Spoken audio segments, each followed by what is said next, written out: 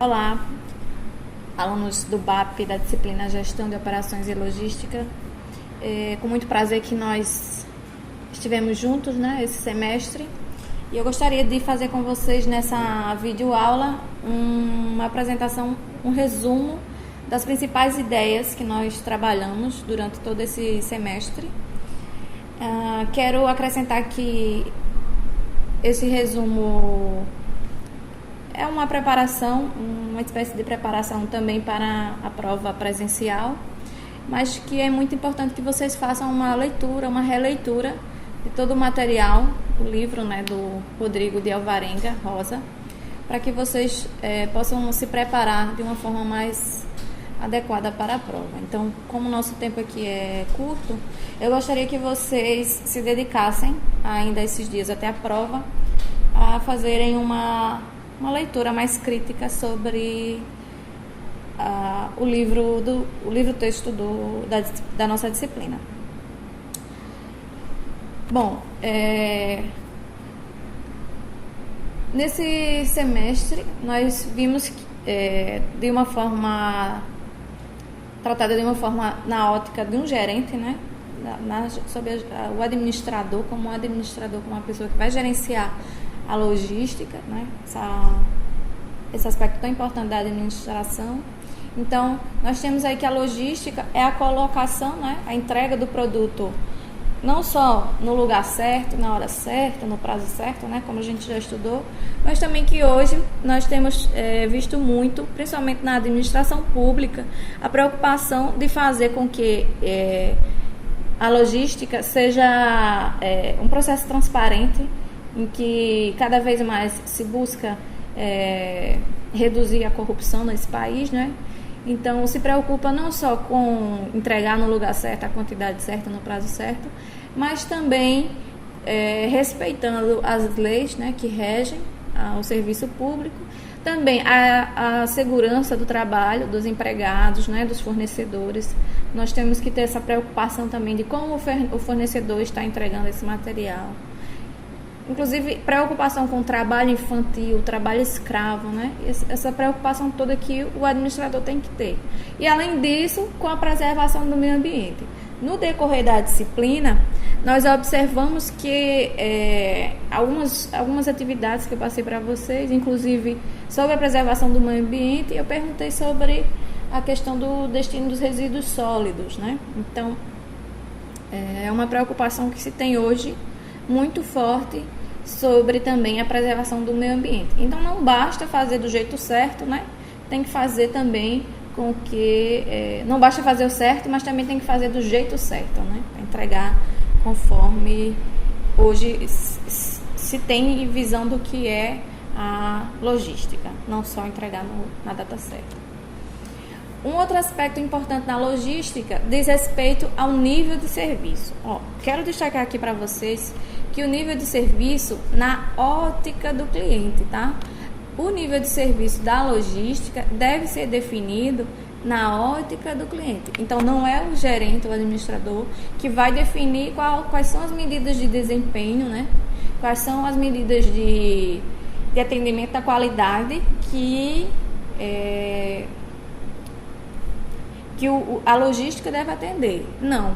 Quem deve ser consultado para definir esse nível de serviço é o cliente. Então, destacamos que o nível de serviço deve ser definido na ótica do cliente, certo? Então, esse nível de serviço, ele pode custar mais para o cliente, mas o cliente ele pode estar, desejando este nível de serviço e mesmo assim ele queira pagar um preço maior por ele. Ele prefere pagar um preço maior, mas tem um nível de serviço que ele tanto necessita, como prazo, confiabilidade do produto ser entregue, e ser entregue de forma correta, com integridade da carga, com atendimento, se ele precisar do retorno, a carga não foi entregue, ok, vamos fazer aqui uma revisão. Então, esse nível de serviço, muito importante, deve ser definido pelo cliente, certo? O autor do livro traz alguns exemplos de nível de serviço. Por exemplo, que o produto deve ser entregue. Aí se coloca o quê? Uma data, né? Um horário, né? Visando a confiabilidade dessa entrega. No armazém, onde? Né? O local. No armazém está no endereço X, né? Se definisse, deve ser entregue rápido. O que é esse rápido? Não me diz nada. Eu não posso medir. E aquilo que eu não posso medir, eu não posso gerenciar. Então, sempre quando vai se definir o nível de serviço, tem que dizer, né, quais são as expectativas do cliente com relação ao prazo, com relação, por exemplo, ao segundo exemplo, permitir 2% de perda de peso de material até a entrega. Por exemplo, a entrega de milho, né, que se perde, a entrega de areia que se perde. Então, esse 2% de perda é o aceitável, é um limite aceitável que o cliente aceita, né? Já seria incorreto, não pode perder muito produto. O que é esse não pode perder muito produto, né? Então, tudo que a gente vai definir no serviço logístico, a gente tem que poder medir. Mesmo que, por exemplo, no exemplo 3, o produto não pode sofrer qualquer tipo de avaria. Então, as avarias, elas podem ser mensuradas através, né, de variáveis ou de atributos. Um atributo pode ser, o produto foi entregue com arranhões. Como é que se a gente mede um arranhão? Verificando, né, a forma, né, passando a mão, verificando um contato visual. Então, nenhum tipo de avaria a gente consegue medir. Não pode estragar muito o produto. Não me diz nada, né? Não pode estragar muito. O que é isso? Não estragar muito. Não sofrer nenhum tipo de avaria, aí sim eu consigo fazer a medição. Então, o nível de serviço, ele deve estar sempre focado, né, numa medição. O que eu posso medir, eu posso gerenciar. Bom, as atividades da logística, né, estão, então, desenvolvidas, assim, tudo que a gente viu nessa disciplina, né, todo esse semestre, elas estão desenvolvidas a partir dessa ideia do nível de serviço, né? A partir do nível de serviço definido na ótica do cliente, nós vamos fazer a gestão de transporte, quais são, né, os modais de transporte que vamos usar, como será o manuseio de materiais, que tipo de embalagem, como vai ser a armazenagem. A gente tem a gestão de estoque, que também vai manusear materiais, que também vou precisar da embalagem. E também nós vamos ter a gestão do processamento do pedido, né? Que hoje, com a tecnologia da informação, nós temos aí essa manutenção da informação através dos sistemas de informação. Então, a logística hoje, ela trabalha com códigos de barra, né? Com codificação, com a leitura do QR, né? Para poder os equipamentos eletrônicos fazerem a medida, terem todas as informações necessárias do processamento do pedido. A partir disso, a gente define também quais são, né, os modais de transporte, em que a gente vai ter como esse transporte vai se dar, quais são, né, esses diversos tipos de transporte, né, em termos da logística. Eles são definidos em termos de quê? Do veículo de transporte e do ambiente onde ele é realizado, né? Como pode ser o marítimo, pode ser o fluvial, pode ser o ferroviário, o rodoviário, como infelizmente é o que é mais usado no Brasil, porque aumenta os custos, né? O custo do Brasil é altíssimo por causa do tipo de transporte que nós usamos, que é o prioritariamente rodoviário. E o rodoviário é um transporte que é muito caro. Temos o aéreo também, né? Então, a gente tem a intermodalidade e temos também a multimodalidade. A intermodalidade é o transporte de qualquer mercadoria, né, que é realizado por mais de um tipo de modal. Então, parte do transporte é feito de trem, por exemplo, e outra parte de caminhão rodoviário. Já a multimodalidade, o que diferencia é que, em termos de transporte, ele também vai ser intermodal, mas é emitido apenas um documento para cada... um documento responde por todos os meios de transporte utilizados, independente do trecho, né? Então, a multimodalidade se caracteriza por que a mercadoria sai com um documento, né, desde a sua saída, do fornecedor, por exemplo, até a entrega no cliente. Então, esta é a diferença dos dois tipos de transporte.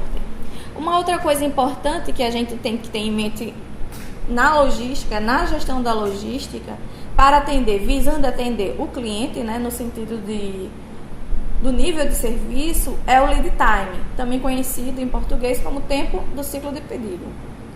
É bom a gente se acostumar com o termo em inglês também, o lead time, porque é muito comum, é um jargão da administração. Qual o lead time? Qual o lead time da tua empresa? O lead time da entrega do leite é tal, da entrega do milho é tal. Então, o lead time é o tempo, né, que é medido a partir do quê? Em que o cliente faz a solicitação do pedido e até que ele recebe o pedido dentro das qualidades, né, que ele fez o pedido. Ou seja, respeitando o nível de serviço que foi contratado. O autor desse livro, ele cita o filme, né,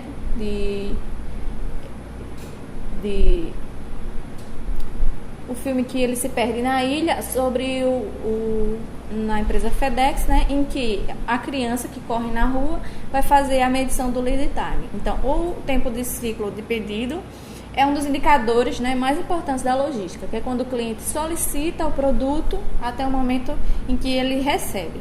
Esse tempo, ele mede a eficiência de todo o processo logístico. Mas a gente não pode esquecer que, além de fazer a entrega dentro do que o cliente contratou, nós temos que fazer respeitando o meio ambiente, né, respeitando as condições de trabalho, de segurança do trabalho dos fornecedores. Então, por meio do tempo de ciclo do pedido, o cliente calcula o momento em que deve fazer um novo pedido a fim de repor o seu estoque. Bom, na escolha dos modais da logística, nós temos que pensar como a gente vai comparar esses modais para poder fazer a escolha, né, a escolha do modal que é mais apropriado, visando atender os objetivos da empresa, né, os objetivos estratégicos, táticos ou operacionais. Então, inicialmente, o primeiro critério que a gente utiliza para comparar os modais de transporte, obviamente, é o custo. Nós desejamos reduzir os custos de transporte. Então, esse custo, ele está baseado no quê? Nas distâncias que serão percorridas, né? Se a gente vai enviar, por exemplo, de avião ou de transporte rodoviário, então, esse é um dos critérios que deve ser, mas infelizmente ele muitas vezes é tratado como o único critério e não deve ser assim. Nós temos que pensar, né, na cobertura de mercado, quanto a gente vai poder atender com o fornecimento, o percurso, né, a distância percorrida em quilômetros, a capacidade do equipamento de transporte, né, se vai ser caminhão, se vai ser via transporte fluvial, aí você vai precisar usar outros tipos de embalagem, a velocidade, o tempo que ele fica em trânsito, dependendo do nível de serviço que o cliente contratou, ele precisa que esse tempo seja reduzido. Então, se pode optar por mandar de avião ao invés de mandar para o transporte rodoviário.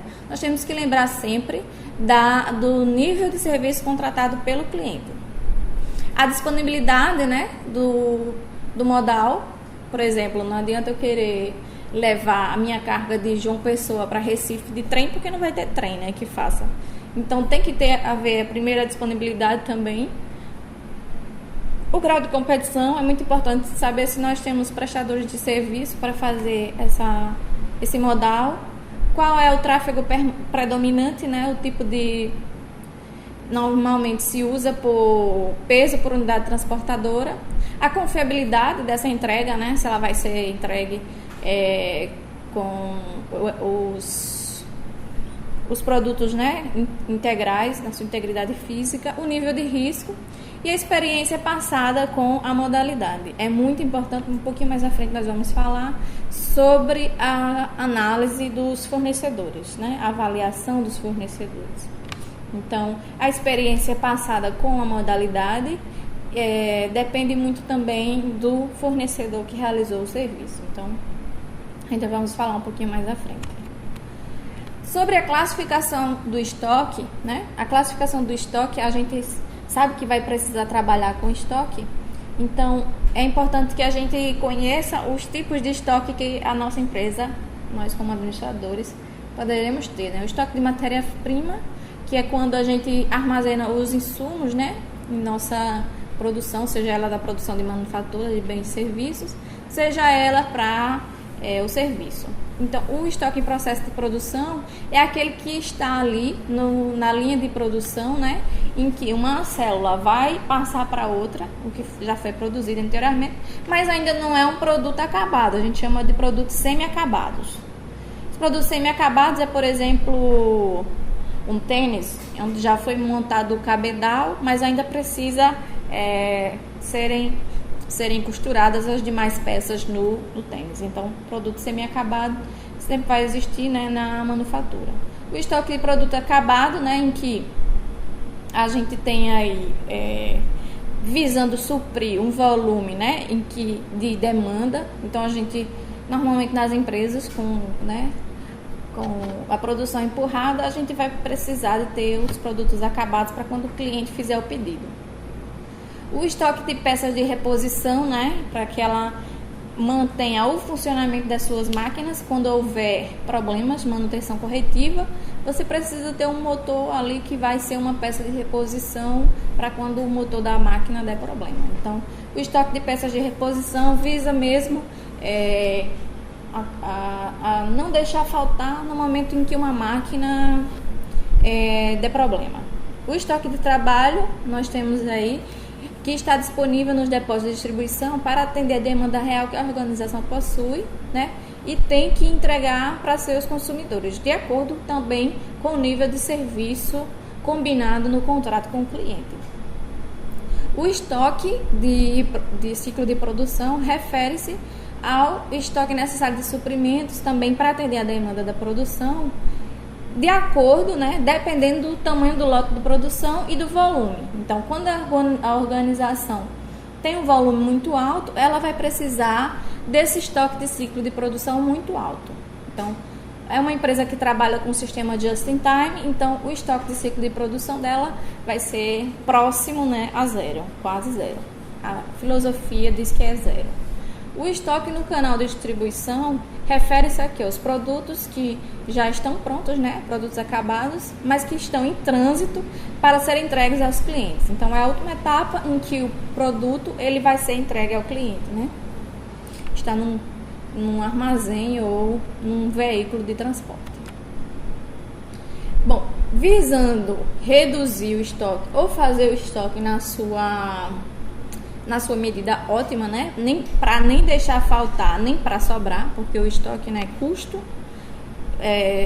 Tem um capital aí que fica empatado quando você tem o estoque. Então, as empresas, visando a competitividade, necessitam reduzir o estoque ao máximo que se possa reduzir. Então, nós temos duas formas de prever a demanda, né? Para a gente calcular em que quantidade de estoque nós vamos precisar ter. Nós temos aí, então, os métodos quantitativos, né? Qualitativos, tem um erro aqui. Os métodos qualitativos e os métodos quantitativos. Os métodos quantitativos de respeito aqui a você juntar especialistas, né? Ou você verificar a sua forma que você vem medindo a sua demanda, né? Dados históricos passados ou opinião de especialistas através do método Delphi, chamado painel de consenso, ou mesmo uma pesquisa de mercado em que você verifica a quantidade que o cliente deseja ou espera adquirir em um determinado tempo. E também analogia histórica, né? Que é função dos seus dados históricos do passado. Por outro lado, nós temos os métodos quantitativos, que também são conhecidos como os métodos estatísticos, em que a gente vai fazer a previsão da demanda utilizando séries temporais, né, através da média móvel, a média móvel ponderada, entre outros, em que a gente verifica um erro, né, em que esses dados históricos possam ter e faz uma correção através da média móvel. Nós também temos outro método estatístico, que é a regressão estatística. A regressão estatística, ela tenta fazer o quê? Uma associação, né? Uma correlação, em que a gente consegue identificar uma função que explique, né, o comportamento da demanda no decorrer do tempo, principalmente em demandas que são sazonais, em que dependem muito do lançamento de um outro tipo de produto no mercado. Uma outra forma de fazer também é através da simulação de cenários, que aí envolve também formas estatísticas para fazer previsão de demandas, utilizando correlação estatística, utilizando análise de risco. Vai depender muito do tipo da empresa, em que tipo de risco a empresa está envolvida. Outra coisa que nós estudamos nessa disciplina e que vocês precisam ter em mente agora para todas as outras é a curva ABC. A curva ABC, ela nos diz o quê? Que na empresa a gente vai ter produtos classe A, classe B e classe C. Os produtos classe A, eles são o quê? A regra de Pareto, também conhecida, né? A regra de Pareto diz o quê? Que 80%, né, dos nossos custos é provocado por 20% dos nossos itens, como nós temos aqui, ó, no nosso gráfico. 20% dos itens, né, da classe A são responsáveis pelo custo de 80% do que nós temos no pedido. Então, por que é importante essa classificação da curva ABC? Porque nós vamos focar todos os nossos esforços, né, para que esses itens do tipo classe A recebam um tratamento diferenciado. É um tipo de produto que não podem faltar, né, que a gente precisa ter uma vigilância maior no estoque. Por outro lado, é um tipo de produto, né, que ele é mais caro, né, que a empresa investe bastante. Então, na classe A, nós devemos focar todos os nossos esforços para uma excelente administração, né? Todos os nossos esforços de eficiência, né, de priorização, deverão ser voltados para os itens da classe A.